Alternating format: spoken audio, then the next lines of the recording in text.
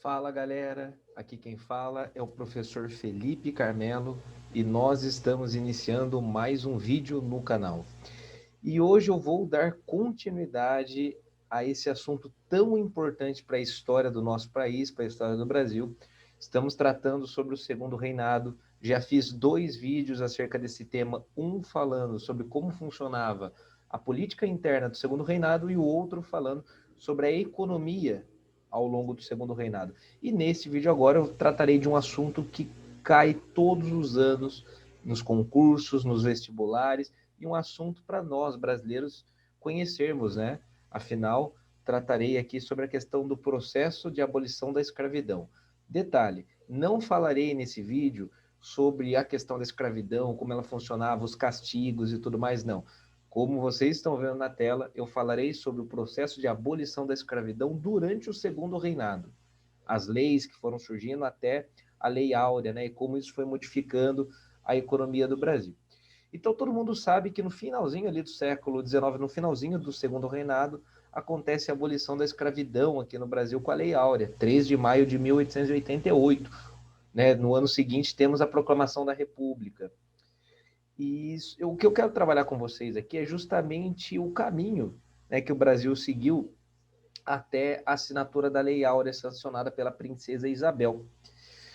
Bom, pessoal, para começar aqui, vamos lembrar de algumas coisinhas que eu disse no vídeo passado sobre a economia. Quem não conferiu, dá uma conferida lá. A partir de 1830, 1840, o Brasil começa a se destacar muito na produção do café. Tá? A primeira região que se destacou, eu falei para vocês, foi a região ali do Vale do Paraíba, né?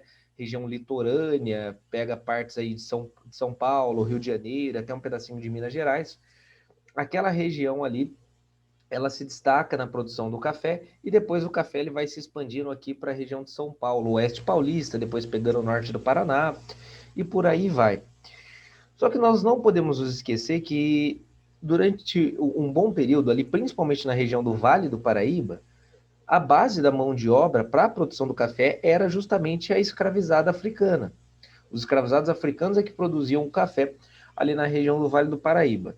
Porém, nós também não podemos deixar de lado que o século XIX é um século de muitas mudanças na Europa e que isso reflete, inclusive, no Brasil, nas Américas, né? Bom, reflete até porque no início do século XIX a América era colonizada pela Europa.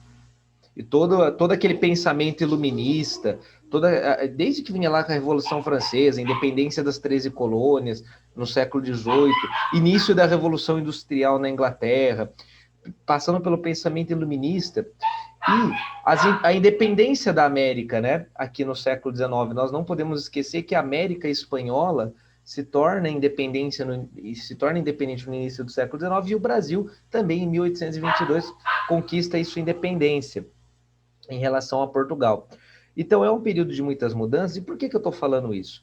Porque o século XIX, quando nós pensamos nele, nós não podemos esquecer que é o século da Revolução Industrial, da chamada Segunda Revolução Industrial, principalmente, que se expande por grande parte da Europa, chega nos Estados Unidos, chega até lá na Ásia, no Japão. Tá? Então, essa Revolução Industrial ela vai começar a influenciar na questão da escravidão aqui no Brasil. O Brasil era um país que se pautava na escravidão. A escravidão era a base de tudo. Mais do que a questão econômica, aqui no Brasil, a questão da escravidão era algo estrutural da sociedade. A sociedade funcionava pautada na escravidão. Para entender o Brasil, tem que entender a escravidão. Porque tudo era escravidão. Os escravos faziam tudo. O trabalho braçal não era valorizado no Brasil. Por isso, na primeira oportunidade, todo mundo buscava ter um escravizado. Tá?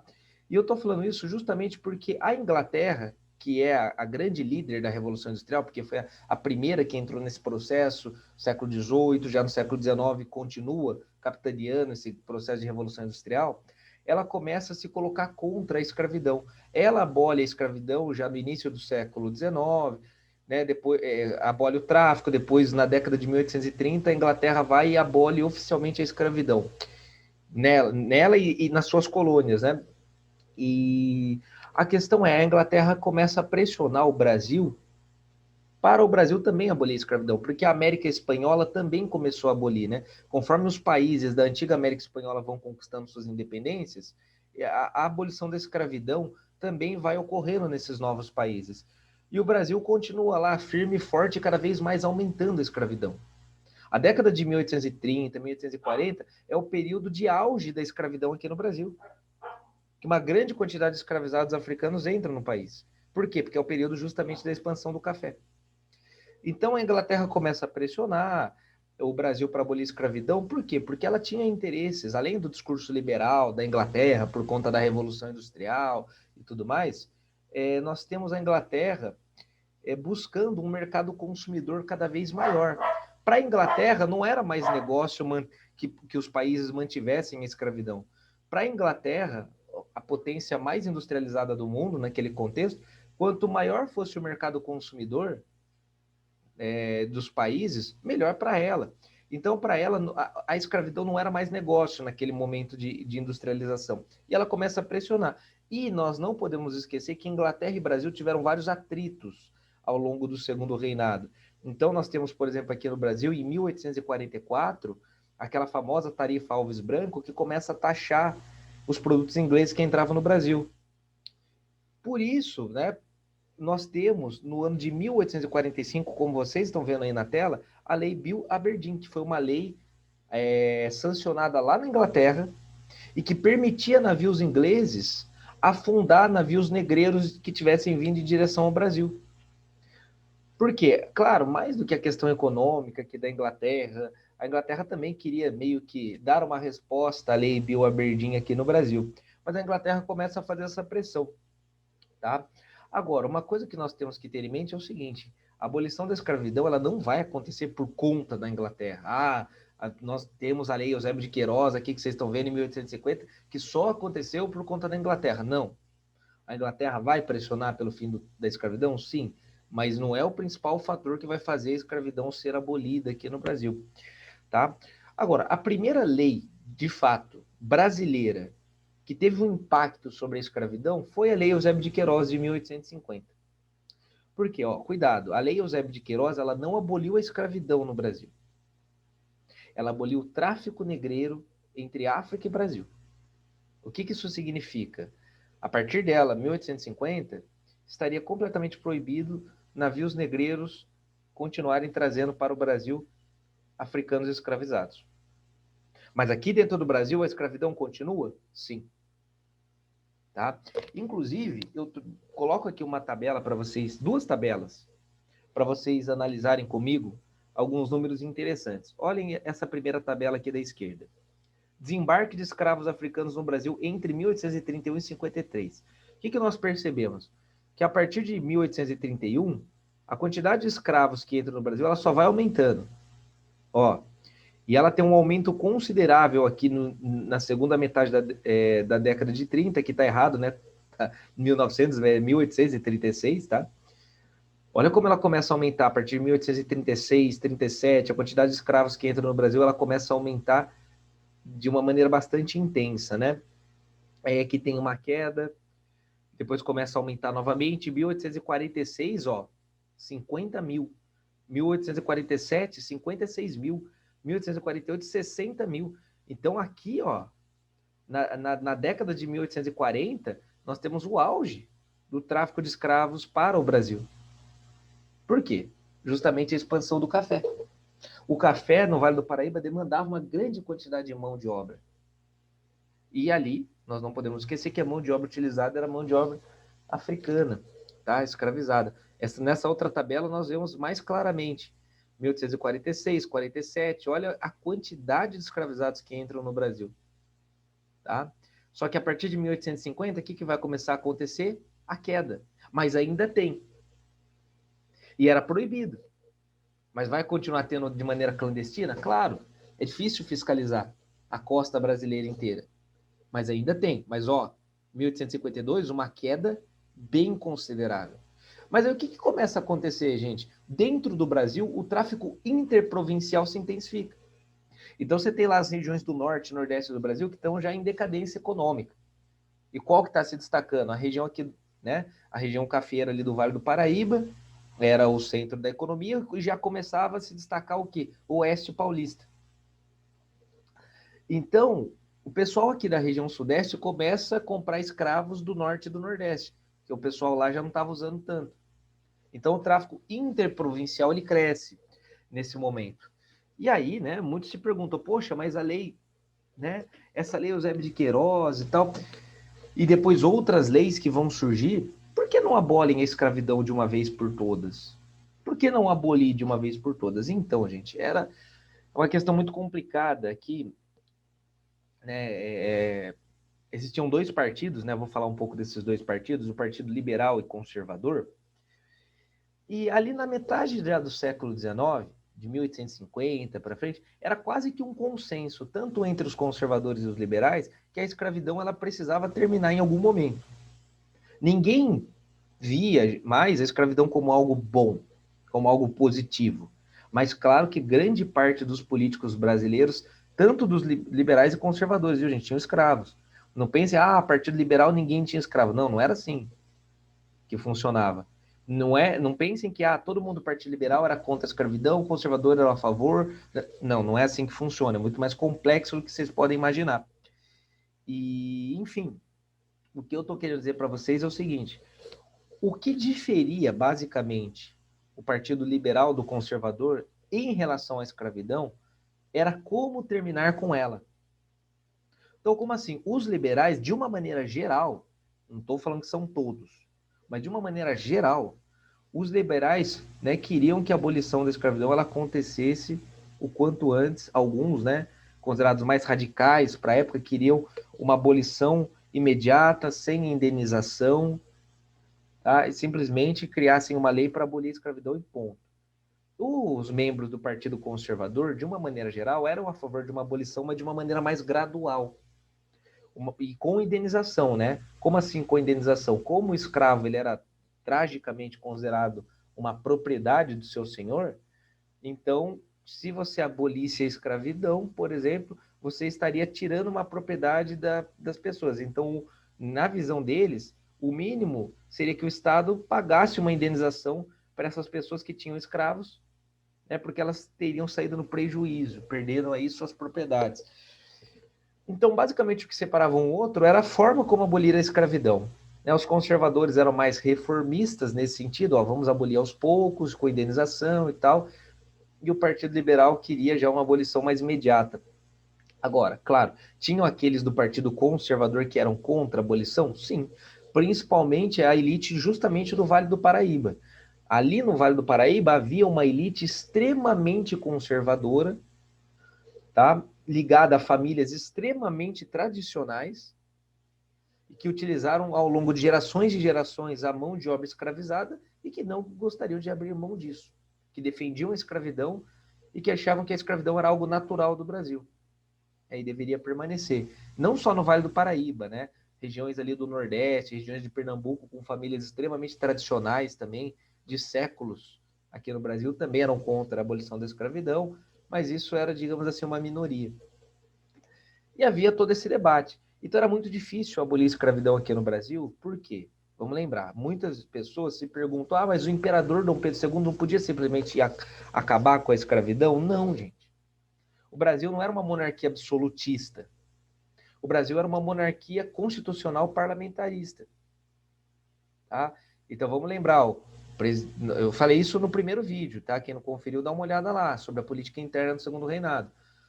O Dom Pedro II ele não cria lei. Dom Pedro II é o poder executivo, ele não cria lei. Ele tem dois poderes em suas mãos, o executivo e o moderador.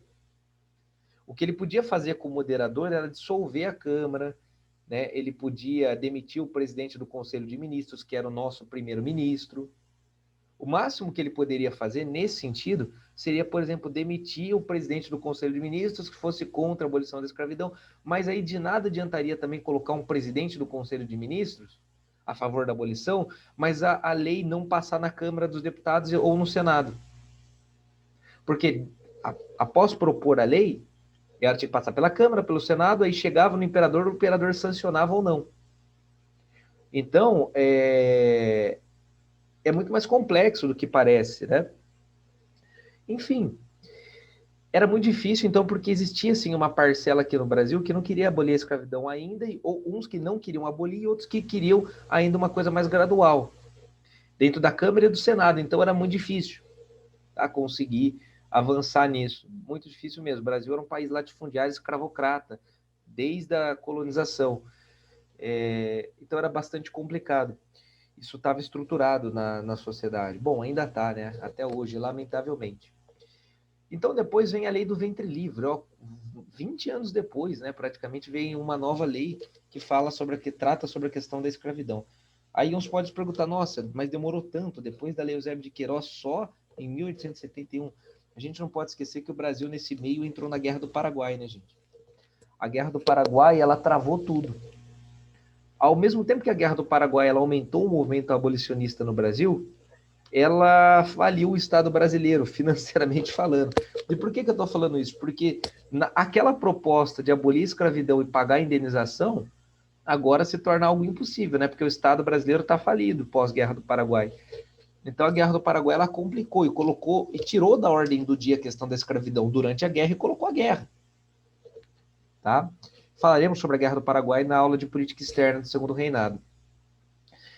Então a lei do ventre livre ela falava que a partir de 1871 os escravos, né, os filhos de escravizados nascidos a partir de 1871 estariam livres. Só que aí, né, calma, tem toda aquela questão que ficava a critério do senhor se libertava esse escravizado aos 8, quando ele chegar atingisse 8 anos, né, o filho do escravizado quando atingisse 8 anos, e aí ele receberia uma indenização ou ele poderia escolher manter esse escravizado, essa pessoa escravizada até os 21 anos, e aí ele teria que libertar esse escravizado com 21 anos, né? Só que ele não receberia indenização. E depois vem a lei dos sexagenários, em 1885, que colocava que todo escravizado com mais de 60 anos para cima, teria que ser liberto. Só que ainda esse escravizado, né, coitado, tinha que, como o Estado não tinha dinheiro para pagar a indenização, esse escravizado ainda tinha que ficar mais um tempo trabalhando para o seu senhor como forma de pagamento de uma indenização pela sua liberdade. Então era muito difícil, né, abolir a escravidão aqui no Brasil, os debates eram bastante acalorados.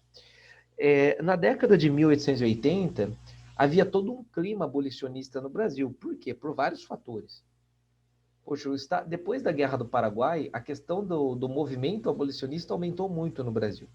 O exército começou a se negar a capturar escravizados, né? Tinha até um movimento republicano crescendo, e essa questão da abolição da escravidão ela voltou a estar na ordem do dia.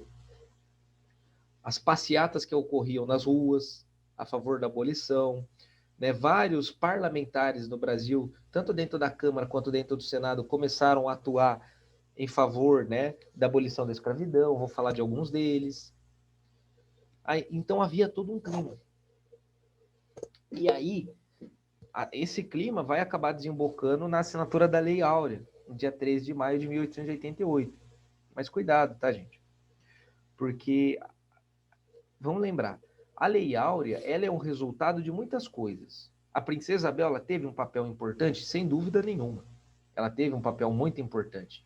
Por quê? Para quem não sabe, na época, né, 1888, o Dom Pedro II estava já muito doente, né, já há um bom tempo isso. E ele tinha feito uma longa viagem à Europa para se tratar. E deixou sua filha como princesa, né, regente, a princesa Isabel. Então quem estava governando o Brasil, em nome de Dom Pedro II, era sua filha, a princesa Isabel. E a princesa Isabel, ela era uma abolicionista declarada, né? Ela era contra a escravidão, tem toda uma história dela esconder escravizados, enfim. E ela queria, porque queria abolir a escravidão. E havia todo um clima. Os escravizados aqui no Brasil estavam fugindo, a quantidade de quilombos ao redor do Rio de Janeiro tinha crescido muito na década de 1880, tá? Então, escravos fugiam, matavam seus senhores, então estava impossível manter. A resistência dos africanos era muito forte. E a sociedade brasileira queria o fim, né, de uma maneira geral. E Na época, o presidente do Conselho de Ministros aqui no Brasil era o Barão de Contegipe, um conservador que era contra a abolição da escravidão naquele momento. Ele queria uma abolição com indenização e ainda mais para frente. E o que a princesa Isabel faz, então? Né? Ela vai e demite o Barão de Contegipe do cargo de presidente do Conselho de Ministros e nomeia o João Alfredo, que também era do Partido Conservador, mas era a favor da abolição. E a partir desse momento que ela nomeia o João Alfredo como presidente do Conselho de Ministros, e aí o João Alfredo monta o seu gabinete, né, de ministros, e a Câmara dos Deputados e o Senado já tinham um grande número de pessoas favoráveis à abolição, aí se propõe a Lei Áurea, né? A Lei Áurea passa na Câmara, passa no Senado, chega na Princesa Isabel e ela sanciona. Então ela mexeu os pauzinhos ali, né? Para que a abolição da escravidão passasse. E a Lei Áurea vem, abole a escravidão de maneira imediata, sem indenização nenhuma. Então os donos de escravizados, né, digamos assim, perderam. Porque eles são obrigados a libertar seus escravizados e eles não recebem nenhum dinheiro por isso. Não é à toa que esses caras vão ficar contra a monarquia brasileira a partir de então. Tá? E na época, gente, o Brasil tinha 700 mil escravos. Aí você pode pensar, poxa, mas para a população brasileira não era um número tão grande assim, né? Por quê? Claro, gente, no finalzinho ali do século XIX, muitos, né? O Brasil tinha várias formas de alforria. Como a escravidão já estava em crise, estava sendo muito criticada, muitos conseguiram se libertar. Também com a Guerra do Paraguai, muitos negros foram libertos e tal. Então, muita gente começou a conquistar a sua liberdade. Então, o Brasil, na época, tinha cerca de 700 mil. E se nós fizermos uma comparação entre quando foi abolida a escravidão lá nos Estados Unidos, no final da Guerra de Secessão, em 1865, os Estados Unidos tinha mais de 4 milhões de escravizados quando foi abolida. O Brasil tinha 700 mil. Tá? Isso tem algumas explicações. Claro que tem. A escravidão aqui no Brasil ela era muito violenta. E o que isso tem a ver? A taxa de mortalidade entre os cativos era muito alta. E como o tráfico de escravos estava proibido, não podia mais entrar escravizados da África para o Brasil, esse número foi caindo. A taxa de mortalidade era muito alta, a de natalidade entre os cativos era baixa, os filhos escravizados, a maioria acabavam falecendo logo cedo, tá? O número de alforrias aqui no Brasil era elevado, lá nos Estados Unidos não. Lá nos Estados Unidos a alforria era muito difícil, tá? E aqui no Brasil, gente, é o seguinte, por que ao longo dos séculos a quantidade de escravizados africanos que entravam no Brasil foi muito grande? O Brasil, para quem não sabe, foi o país que mais importou africanos escravizados do mundo. Isso por conta da violência. Como a escravidão era muito dura aqui no Brasil, muito violenta, o número de cativos que morriam cedo, né, a expectativa de vida era muito baixa. Ali os escravos que pegavam, tinham trabalho duro ali nos canaviais, nos cafezais, a expectativa de vida dos caras era na faixa dos 30 anos. Morriam muito cedo, então o Brasil tinha que sempre estar importando cativos, os cativos, então entrava muito. Só que depois da Lei Eusébio de Queiroz, isso se tornou proibido. Então continuou morrendo muito cativo aqui no Brasil, só que não podia entrar mais. Então isso é uma das respostas, né? Por que esse número já estava bem mais baixo com a Lei Áurea. E aqui agora eu vou destacar para vocês alguns nomes abolicionistas importantíssimos da história do nosso país, que dentro ali do parlamento atuaram a favor da abolição. Não podemos deixar de falar do Joaquim Nabuco, né? Esse grande político, diplomata, advogado, né? Primeiro embaixador brasileiro nos Estados Unidos, lá em Washington, nomeado primeiro embaixador, grande intelectual, uma grande pessoa também, nascido aí em Pernambuco e que lutou ao longo da sua vida dentro do parlamento a favor da abolição da escravidão. Tá? Escreveu livros, vocês podem pesquisar, ler os livros aí, né, do Joaquim Nabuco, um grande nome que atuou a favor da abolição da escravidão dentro do nosso parlamento. O Luiz Gama, que tem uma história de vida fantástica, né? Ele que passou por uma vida muito dura mesmo. Ainda quando era pequeno foi vendido como escravizado, né? E conseguiu, ele sendo negro, tendo sido vendido como escravizado, conseguiu estudar, tá? e na área do direito, e após se tornar advogado, conseguiu libertar mais de 500 escravos, né? Uma história, assim, fantástica. Um exemplo aí a ser seguido, Luiz Gama, assim, um herói nacional de verdade. Eu não gosto muito dessa ideia de heróis nacionais, mas se tem alguém que mereceria, né, esse destaque, esse título seria aí o Luiz Gama. Poxa, né, uma história de vida, alguém que foi escravizado, se libertou, é, conseguiu estudar numa sociedade que não permitia os negros estudarem, né, que até hoje, em grande parte, não permite, e libertar mais de 500 escravizados, uma história de vida fantástica. O André Rebouças, também negro, primeiro engenheiro negro a se formar aqui no Brasil, né, pela Escola Militar. Esse baiano também fantástico, também uma história de vida aí fantástico, participou da campanha, além de ser um grande engenheiro, intelectual, nossa, fantástico, também lutou pela causa abolicionista, e o José do Patrocínio, né, também, através dos jornais, né, escrevia atacando a escravidão, mobilizou grande parte da população, organizou núcleos abolicionistas, um cara também fantástico. Não à toa destaquei esses 4 nomes aí, para vocês terem em mente. E conforme a escravidão ela foi aos poucos acabando aqui no Brasil, desde a Lei Eusébio de Queiroz, surge uma outra questão muito polêmica aqui na história do nosso país.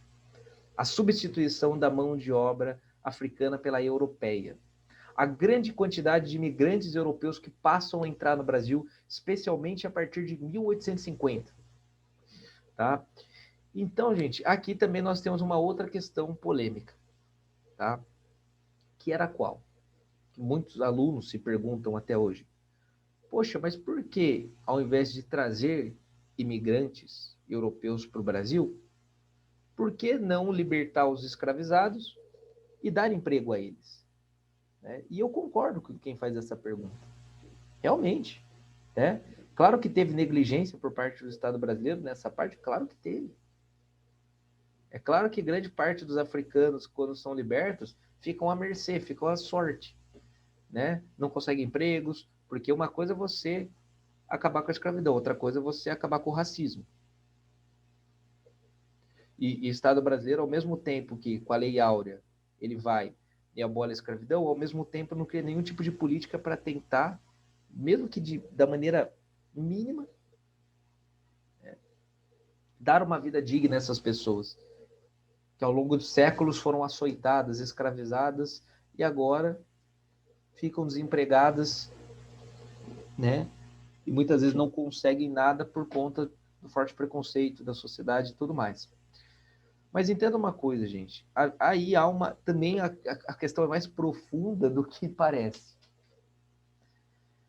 Conforme, após a lei Eusébio de Queiroz, né, o número de escravizados no Brasil começa a cair, né, porque não pode entrar mais. A questão é, a expansão do café aqui na região de São Paulo, especialmente o Oeste Paulista, demandava uma quantidade de mão de obra gigantesca. São fazendas e fazendas enormes de café que exigem muitas pessoas trabalhando. A demanda pelo café só aumentava na Europa e nos Estados Unidos, o Brasil precisava produzir cada vez mais. Então a demanda por mão de obra era muito grande. E vamos pensar um pouquinho, vocês acham que os escravizados que passaram ali anos e anos sendo açoitados, humilhados, eles vão ser libertos e vão querer continuar trabalhando nessas mesmas fazendas? Ou nessa mesma área que eles foram escravizados? Claro que não, gente. O cara que trabalhou ali no Vale do Paraíba como escravizado, quando ele consegue se libertar, a última coisa que ele quer é continuar trabalhando numa fazenda de café. Especialmente ali na região onde ele é escravizado. Então, assim, o que eu estou querendo dizer? Claro, não estou aqui de maneira nenhuma justificando a vinda de imigrantes e tal, para substituir a mão de obra escrava, porque vai ter um plano racista também de branqueamento da população, sim, eu vou falar sobre ele. Tá? Mas assim, pega os Estados Unidos mais uma vez também do século XIX. Os Estados Unidos se fez com a chegada de imigrantes ao longo do século XIX. O Brasil precisava aumentar a sua população para expandir as fronteiras, claro que precisava. A vinda de imigrantes ele foi importante para o Brasil? Sem dúvida nenhuma. Era necessário também o Brasil abrir as portas para as pessoas virem. É que vai ter todo um projeto racista também, que eu vou falar sobre ele. Só que a questão, então, é o seguinte: o grande problema foi justamente aquele ponto que eu falei para vocês. O Estado brasileiro nada fez para acolher os libertos. E esse foi o grande problema. Porque se abole a escravidão, uma coisa é você mudar uma lei, outra coisa é você alterar a mentalidade de uma sociedade que é racista até hoje. E além disso, não dá suporte nenhum para aquelas pessoas que até então eram escravizadas. E esse é o ponto gravíssimo na nossa história que traz prejuízos até hoje. Lamentáveis. Agora, a chegada de imigrantes, para onde eles vão?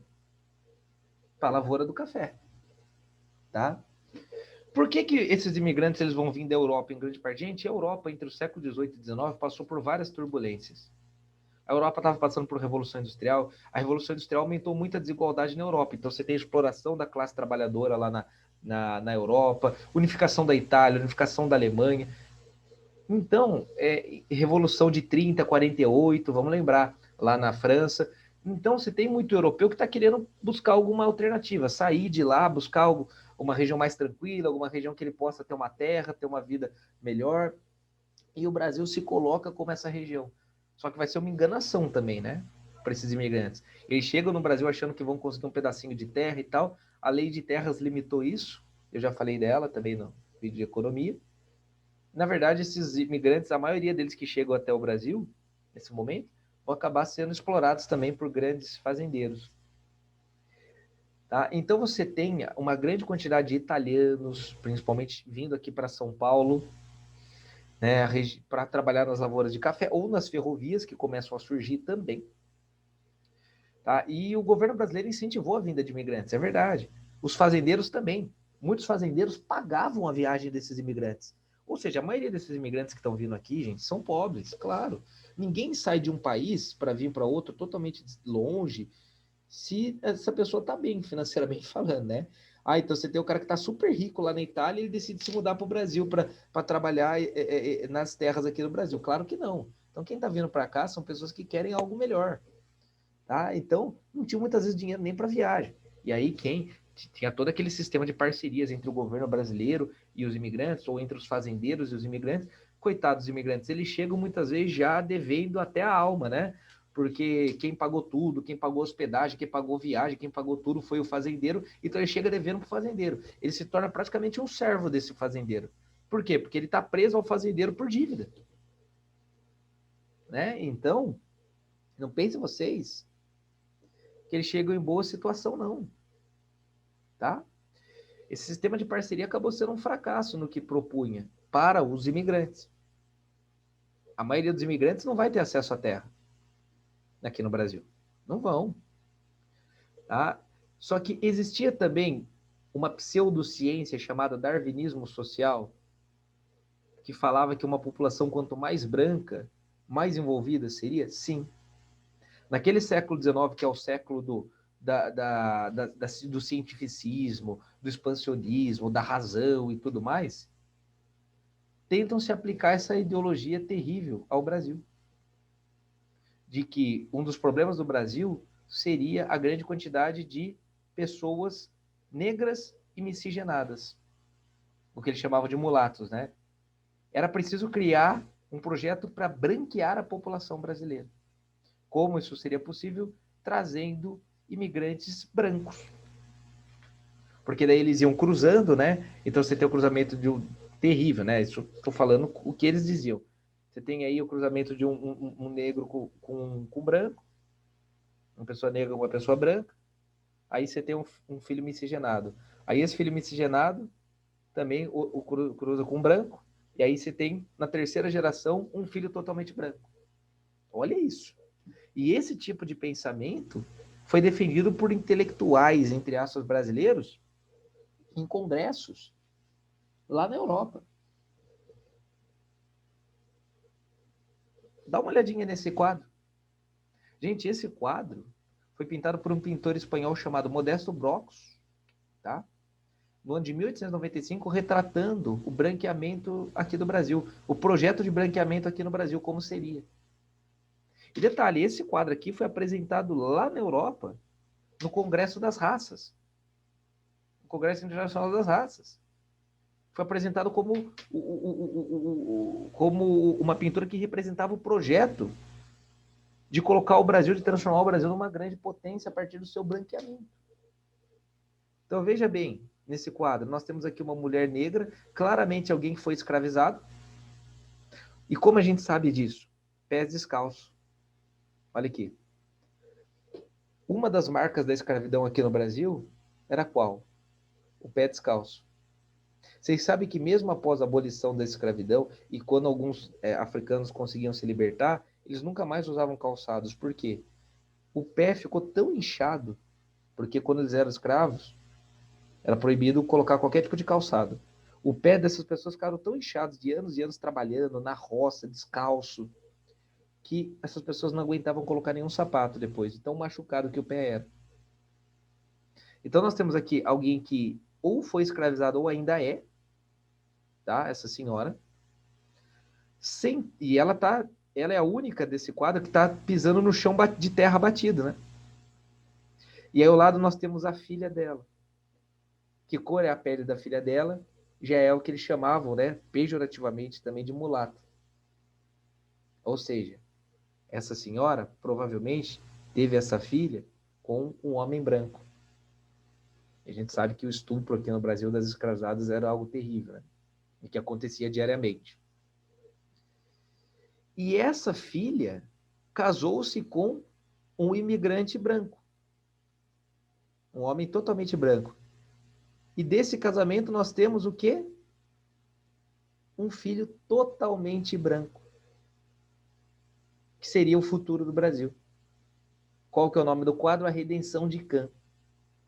Quem é Cã na Bíblia, né, foi utilizado pelos padres jesuítas lá no início da colonização, a passagem da história de Noé, em que seu filho Cã dá risada, né, tira sarro do seu pai quando estava bêbado ali após o dilúvio e tudo mais. O Noé dorme, ele se embebeda, dorme, fica pelado, fica nu, e um dos seus filhos, o Cã, dá risada de Noé. Depois Noé fica sabendo, no dia seguinte amaldiçoa Cã e seus descendentes a servirem à humanidade. E dizem, né, que os descendentes de Cã seriam os africanos. Então, teve toda uma justificativa no início da colonização portuguesa aqui no Brasil, tinha toda uma justificativa religiosa para escravizar os africanos. E agora, o que seria a redenção de Cã? A redenção de Cã seria a sua morte, né? A morte dos negros. Por quê? Eles querem que os negros desapareçam da sociedade brasileira.